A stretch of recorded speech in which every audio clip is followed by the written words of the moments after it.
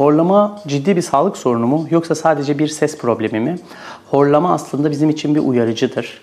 Bizim için asıl sağlık sorunu uyku apnesidir. Horlama da uyku apnesinin uyarıcısıdır.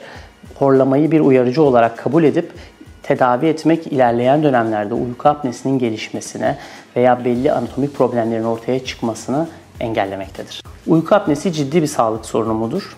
Evet, uyku apnesi ciddi bir sağlık sorunudur. Çünkü uyku apnesi esnası gece siz uyurken solunumunuz durmaktadır ve bu sırada oksijen satürasyonu dediğimiz kanınızdaki oksijen miktarı azalabilmektedir.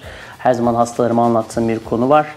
Vücudumuzun oksijen, su gibi temel besinlere ihtiyacı var. İyi hava almıyorsak, yani gece iyi oksijenlenmiyorsa vücudumuz, kalbimiz bu az olan oksijeni vücuda verebilmek için daha fazla çalışır. İlerleyen yıllarda kalp hastalıklarıyla karşılaşabiliriz. Gün içerisinde yorgunluk yaşayabiliriz. Gün içerisinde uyku nöbetleri yaşayabiliriz. Uyku apnesi varsa önce doğru bir test, polisomnografi uyku testi, daha sonrasında da çok aşamalı doğru bir tedaviye yönelmemiz gerekmektedir. Eşim horluyor, ne yapmalıyız? Genelde horlama şikayeti zaten eşinizden, yakınınızdan gelen bir şikayettir.